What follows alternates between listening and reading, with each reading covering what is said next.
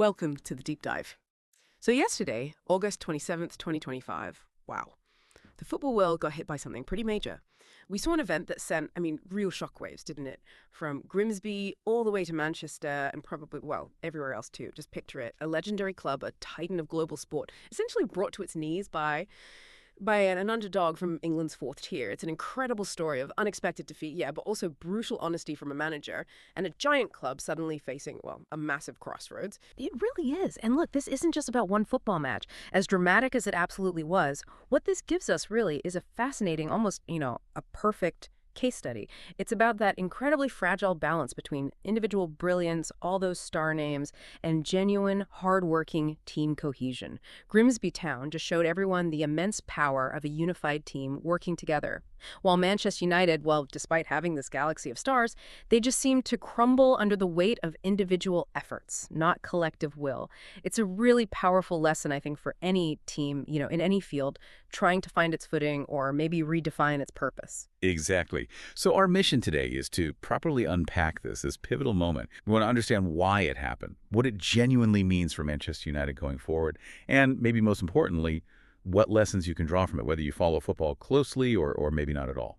Okay, let's get into it. All right, let's paint the picture for you. Try and imagine the scene just yesterday evening. It's a bit chilly up in Grimsby, England, at Hill Blundell Park. Pretty modest place, right?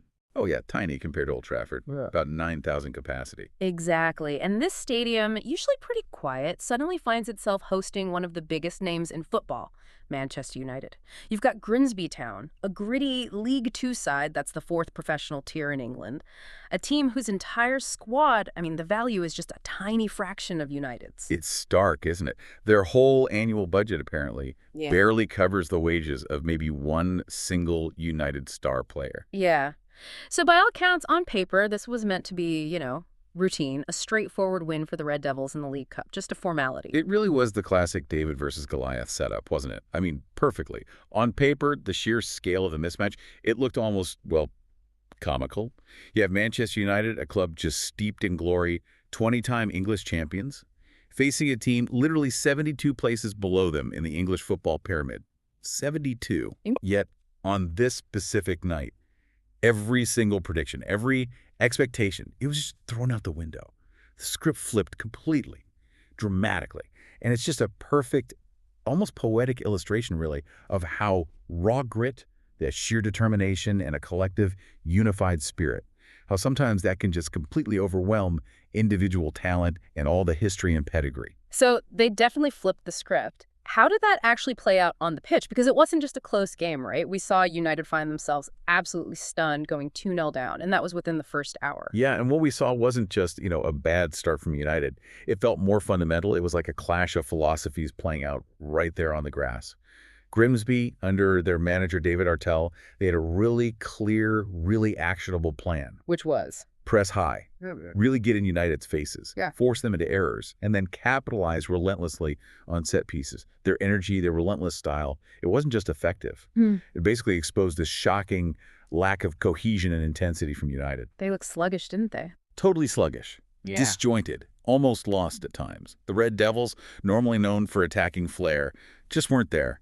And even after they somehow clawed back those two incredibly late goals, which was a miracle in itself, to force the penalty shootout, they still faltered.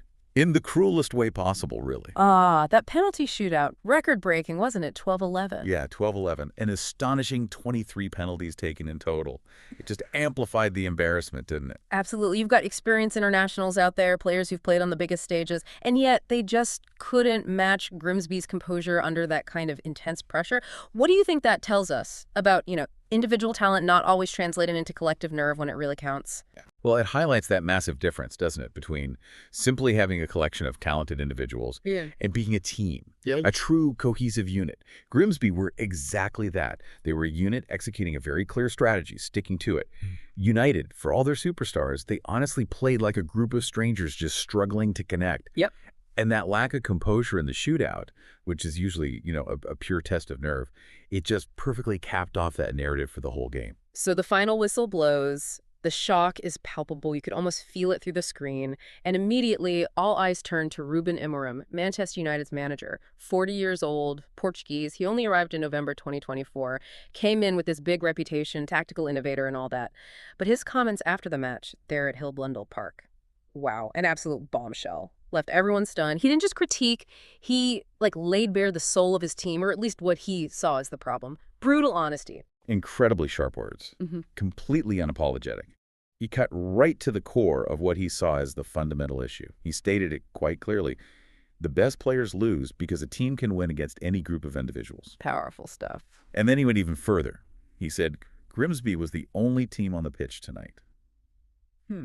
Now, that wasn't just, a polite compliment to the opposition, was it? Not at all. It was a direct, incredibly pointed jab at his own squad, implying this profound, almost painful lack of unity, work rate, collective spirit among his own multi-million-pound players. And he didn't stop there, did he? He accused his players of playing, quote, without any intensity.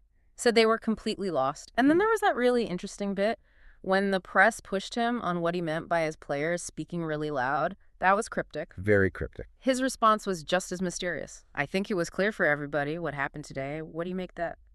Yeah, that speaking really loud comment was fascinating, wasn't it? Amorim didn't spell it out, of course. But many in the media, and you can sort of see why, interpreted it as a coded message. Maybe about a lack of unity on the pitch, players complaining, maybe arguing amongst themselves rather than communicating effectively, like talking at each other, not to each other. Internal discord. It certainly hints at that, yeah. A deeper internal discord that he's clearly trying, very publicly now, to root out. And what's really striking here is how perfectly Amorim's comments reflect his core coaching philosophy. You look back at his time at Sporting Lisbon, where he was incredibly successful, 2 league titles. Exactly. And that success was fundamentally built on turning young, hungry players into this cohesive, unshakable unit, a team that played for each other. He clearly, absolutely values team cohesion, that collective work ethic, far above sheer individual brilliance or status. So this defeat, this devastating defeat, coupled with his incredibly blunt reaction, it suggests a profound clash of cultures, doesn't it? You've got a manager desperately seeking unity, a shared identity, within a squad that, well, maybe has become too accustomed to individual stardom, perhaps relying on it even at the expense of proper teamwork. And we have to remember, this humiliating defeat, it wasn't just a random blip, was it? It feels like part of a much bigger, worrying trend for Manchester United, a club still, searching for its way since Sir Alex Ferguson left back in 2013. And they're coming off that absolutely dismal 15th place finish last season, their worst ever in the Premier League era. So this result, it just heaps even more pressure onto Amorim. Absolutely. Amorim stepped into a really difficult situation, didn't he? Mid-season, November 2024. He basically inherited a squad that was severely lacking in confidence, in direction, didn't seem to have any real identity. So this season, the 2025-26 campaign, this was meant to be the fresh start, the big turnaround. Yeah, the reset button. Exactly. But even before this Grimsby match, their Premier League start was already shaky. A tough loss to Arsenal, a frustrating draw with Fulham. These early results mean they're currently languishing down in the lower half of the table, which is, a million miles from their ambitions of challenging at the top. And the League Cup, which many fans probably saw as a decent chance to build some much-needed momentum, instead it's just exposed these deep-seated systemic issues within the squad even more starkly. And it all seems to point towards this brewing storm that Amorim himself has pretty much openly acknowledged. We've seen all those reports about his plans for what's been described as a brutal squad overhaul next summer 2026. Yeah, brutal is the word being used. He's reportedly looking to sell an astonishing number of players. Some reports say up to 12, including really big, prominent names like Marcus Rashford, Casemiro. Established stars. Yeah, to basically fund a complete rebuild from the ground up. It's just such a stark, almost desperate indication of how serious he believes the problem is at the club, how fundamentally things need to change in his eyes. But it makes you wonder, doesn't it? What exactly is happening inside that dressing room, behind closed doors? What would necessitate such drastic measures? We've heard bits and pieces, players like Tyrell Malacia moving to PSV on loan. There are those credible reports about Alejandro Garnacho clashing with Amorim after being benched for the Europa League final last season. Right, I remember that. And even Marcus Rashford, a homegrown hero, is now being rumored. eyed by Barcelona apparently, suggesting maybe he's looking for a way out too. These don't feel like just isolated incidents, do they? They strongly hint at significant underlying tensions, a deeply fractured squad perhaps, that's just crying out for a complete cultural and tactical reset. And Amorim's style, that incredibly blunt, direct approach, while some fans admire the honesty, the no-nonsense attitude. It's risky, though. It's definitely risky. It clearly risks alienating players who are maybe used to more diplomatic, perhaps softer approaches from previous managers. It's a really high-stakes gamble he's taking, and we're seeing the consequences play out right now. So where does this leave Manchester United right now? And maybe more importantly, for you listening, what should you be watching for next? Amorim, well, he's ever the pragmatist, isn't he? He was quick to try and shift focus away from the Grimsby disaster, straight onto their next Premier League game, which is against Burnley, on August 30th, 2025. He said quite clearly, "We have a game on the weekend, and then we have 2 weeks during the international break. We will sort things out." Sort things out. Yeah, it's a clear signal, isn't it? An unmistakable sign that he intends to use this stunning defeat as a powerful, maybe painful catalyst for immediate action, for profound change. And looking at the slightly bigger picture, beyond the immediate reaction, Amorim's long-term vision seems absolutely clear. He wants to build a team that's capable of consistently challenging for the Premier League title again. He even made that remarkable comment back in March 2025, didn't he? Saying their ultimate goal is to win the Premier League. But then he added, maybe not with me, but as a club, which was quite something. Yeah, self-aware perhaps, or just realistic. Maybe both. But that kind of long-term thinking, that ambition, it requires immense patience, unwavering commitment. And that's something that Manchester United fans, well, they're accustomed to instant success, aren't they? Perpetual silverware. They might genuinely struggle to offer that level of patience. So for the fans right now, realistically, any hope of silverware in this 2025-26 season probably rests on the FA Cup, maybe the Europa League, or a massive turnaround in the Premier League, because their current position, 12th place, even though it's actually only 6 points off third place Chelsea currently, it still vividly underscores the monumental challenge ahead of them. And for the average Manchester United fan, gosh, this defeat must feel like so much more than just one bad result on one night. It feels like a stark, painful symbol of the club's perceived decline, a narrative that's just becoming harder and harder to ignore. You look at social media, for instance, it's absolutely ablaze, isn't it? Everything from just furious anger to that dark, almost self-deprecating humor. Oh yeah, the whole spectrum. Some fans are really backing Amorim's tough love approach. They see it as an absolutely necessary reality check, a splash of cold water the club needed. But others are already questioning him. Is he the right fit for such a massive job? Pointing to his, perceived lack of Premier League experience, it's just a club undeniably, visibly, painfully at a crossroads, and passions are running incredibly high on all sides. The real revelation, though, I think, and maybe this is the universal lesson that comes out of Grimsby Town's absolutely incredible victory, it's just a testament, isn't it, to the enduring beauty of cup competitions in football, where the underdog, against all the odds, really can topple the giants. The magic of the cup. Exactly. And it highlights that crucial, often overlooked gap between having sheer individual talent, no matter how immense it is, and having cohesive, high-energy, genuinely unified teamwork. And that applies everywhere, doesn't it? For any group, any organization, whether it's a small startup or a huge multinational corporation, it just raises that incredibly important question. Are you just a collection of talented individuals, maybe each operating in their own silo?